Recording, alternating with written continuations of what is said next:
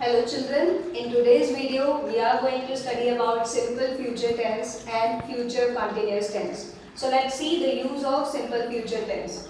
We use this tense to express what we think or to express what we believe will happen in future.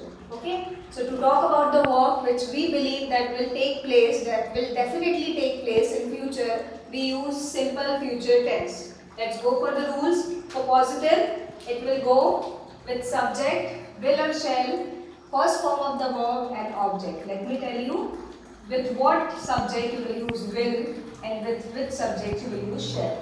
So with I and we would use shall, and with rest of the subjects we are going to use will. Let's take an example. I shall cook food. Subject, shall as helping verb, first form of verb and object. Another example, he will cook food. Subject, helping verb, first form of verb plus object. Okay, let's come for the negative. It will be not after helping verb. So it will go like this. I shall not cook food. And for the second one, he will not cook food. To make the question, we will use helping verb in front of the subject followed by first form of verb and object. Let's see. For the first one, shall I cook food? Question mark. And the second one, will he cook food? And there will be question mark. Okay, let's see for the interrogative negative. We'll put not after the subject and before the main verb. So will, shall or subject, then plus not, plus verb first, plus object. Let's go and see in this sentence. Shall I not cook food? Question mark. Will he not cook food? Question mark. Let's do the exercises after this. Just pause the video and write down the rules. Let's do the exercise, children.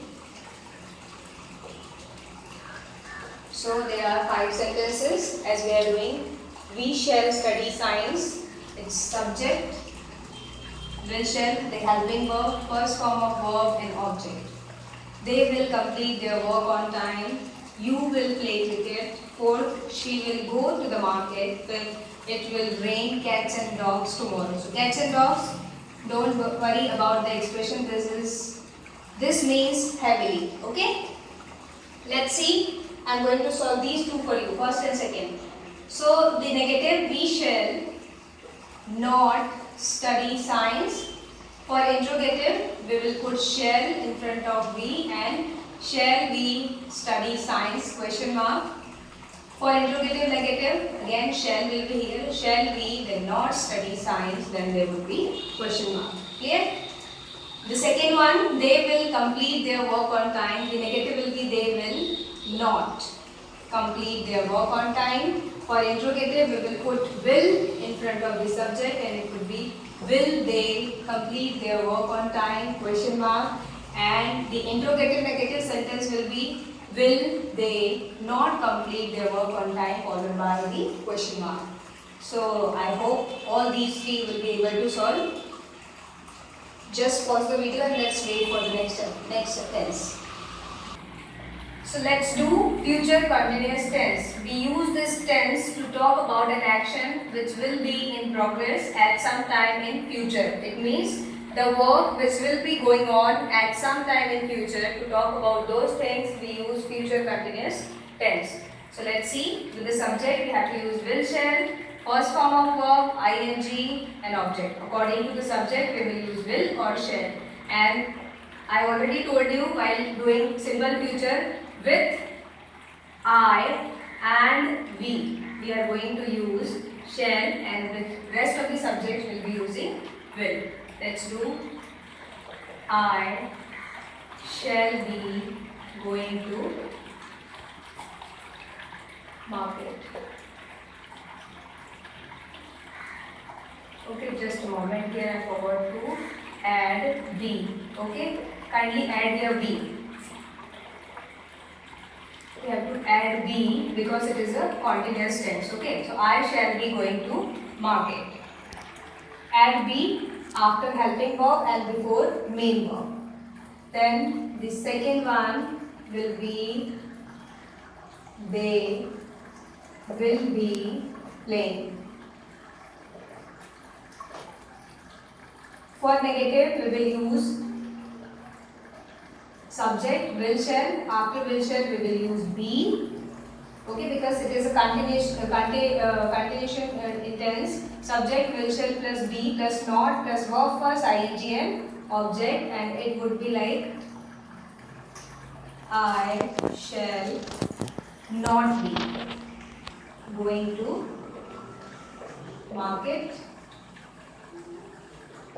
And the second one, they will not be going to market. Sorry, they will not be playing.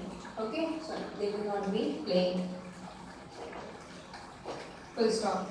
Because it is continuous tense, so we have to put be. I forgot in the beginning, but please add this be. Now see, when we want to make an interrogative sentence, so will shall plus subject, then after the subject we have to add be. Verb base form, verb first plus ing plus object. Let me add here also.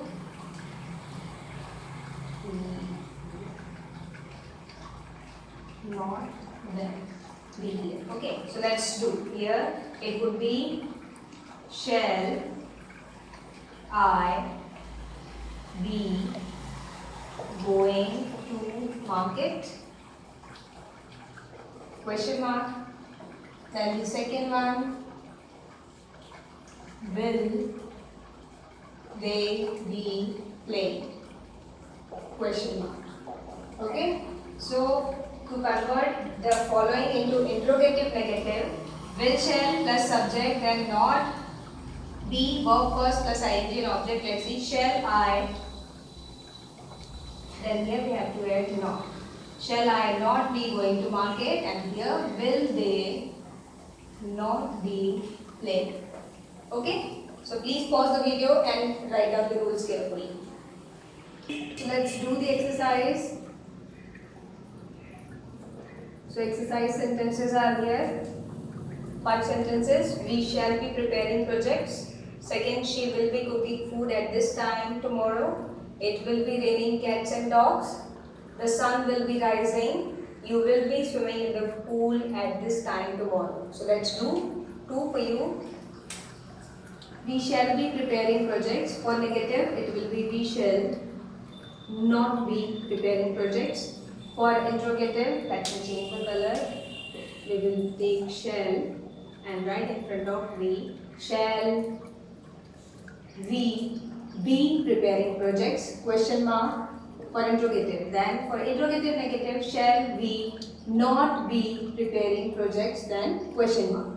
Let's do the second one. She will be cooking food at this time tomorrow. For negative, she will not be cooking food at this time tomorrow. For interrogative, we'll take up this will and write in front of the subject, and it will be will she be cooking food at this time tomorrow? Question mark.